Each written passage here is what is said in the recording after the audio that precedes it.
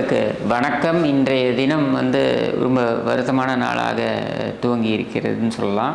ஏனென்றால் நம்முடைய கேப்டன் என்று அழைக்கப்படுகின்ற திரு விஜயகாந்த் அவர்கள், நடிகரும் அரசியல் கட்சி தலைவரும் தமிழகத்தின் முன்னாள் எதிர்க்கட்சி தலைவருமான திரு விஜயகாந்த் அவர்கள் மறைந்து விட்டார் அப்படின்ற செய்தி காலையிலேயே வந்தது. அந்த செய்தி வந்தவுடனேயே அவரது தொண்டர்கள் இல்லம் நோக்கி படையெடுக்க துவங்கிவிட்டார்கள். அது மட்டுமல்லாமல் அவருடைய திருமண மண்டபம், கோயம்பேட்டில் இருக்கக்கூடிய திருமண மண்டபத்திலும் தொண்டர்கள் சூழ ஆரம்பித்து விட்டார்கள். காலையிலேயே எதிர்க்கட்சி தலைவர் திரு எடப்பாடி பழனிசாமி அவர்கள் அவரது இரங்கல் செய்தியை தெரிவித்திருந்தார். அதைத் தொடர்ந்து நம்முடைய முதலமைச்சர் திரு மு.க.ஸ்டாலின் அவர்கள் நேரில் சென்று அவருக்கு அஞ்சலி செலுத்தினார் அப்படின்றதெல்லாம் பார்க்க முடிந்தது. திரைத்துறையிலிருந்தும் பொது வாழ்க்கையில் இருக்கக்கூடிய பிரமுகர்கள் இன்று எல்லோரும் அவருக்கு அஞ்சலி செலுத்திய வண்ணம் இருக்கிறார்கள்.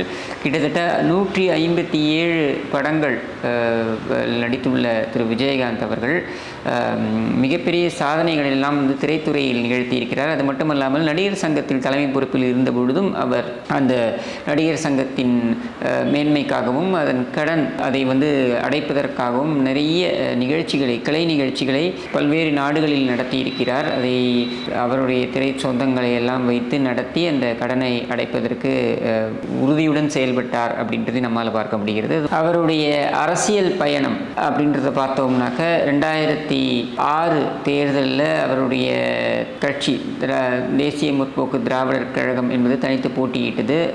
அவர் எம்எல்ஏவாக தேர்வு செய்யப்பட்டார். அது மட்டுமல்லாமல் அன்றைய தினம் மைனாரிட்டி ஆட்சியாக திமுக அமைவதற்கு அவருடைய கட்சி உடைய ரோல், அதாவது அவங்க தனியாக போட்டியிட்டது பல தொகுதிகளில் அது எதிரொலித்தது அப்படின்றதையும் பார்க்க முடிகிறது. அதைத் தொடர்ந்து 2009ஆம் ஆண்டு நாடாளுமன்ற தேர்தலிலும் கணிசமான வாக்குகளை பெற்றிருந்த தேமுதிக 2011ஆம் ஆண்டு அனைத்து இந்திய அண்ணா திராவிட முன்னேற்ற கழகத்துடன் கூட்டணி வைத்து தமிழகத்தின் எதிர்க்கட்சி தலைவராக தேர்வு செய்யப்பட்டார். அதாவது கிட்டத்தட்ட 30 ஆண்டுகளுக்கு பிறகு தமிழகத்தின் எதிர்க்கட்சி தலைவராக திமுக, அதிமுக அல்லாத ஒரு நபராக அவர் தேர்வானார் அப்படின்றத பார்க்க முடிந்தது.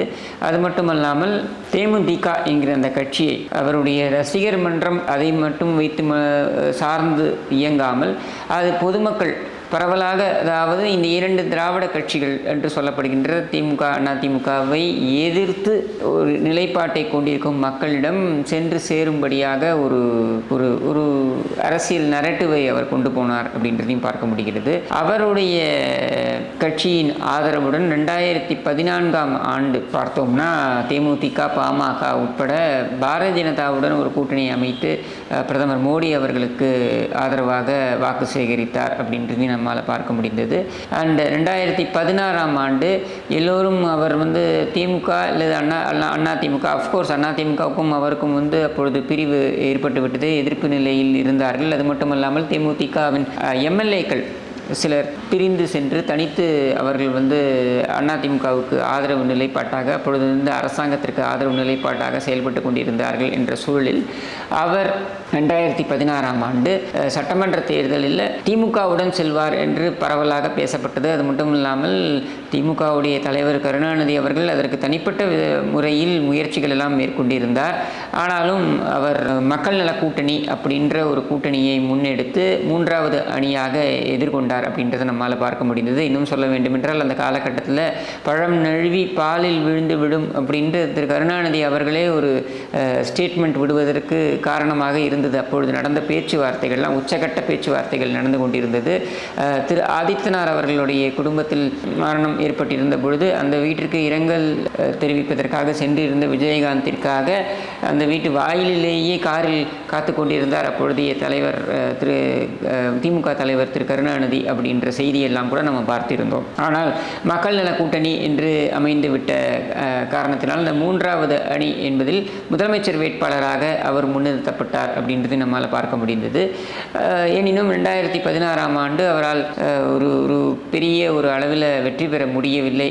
அது மட்டும் இல்லாமல் அவரது உடல்நிலையில் சில பாதிப்புகள் ஏற்பட துவங்கியது அப்படின்றது நம்மால் பார்க்க முடிந்தது. அண்ட் 2016ஆம் ஆண்டு செல்வி ஜெயலலிதா அவர்கள் மறைந்தார்.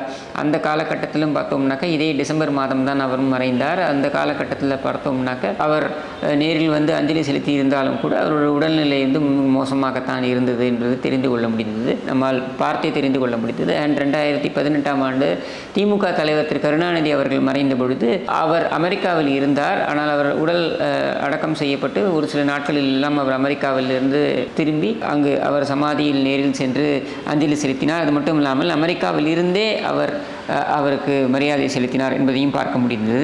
இந்த சூழலில்தான் தற்பொழுது திரு விஜயகாந்த் அவர்களுடைய மறைவு செய்தி வந்திருக்கிறது. அவருடைய குடும்பத்தினருக்கும் முக்கியமாக அவருடைய மனைவி திருமதி பிரேமலதா விஜயகாந்த் சமீபத்தில் தான் அவர் அந்த கட்சியுடைய பொதுச் செயலாளராக பதவியேற்றுக் கொண்டார்.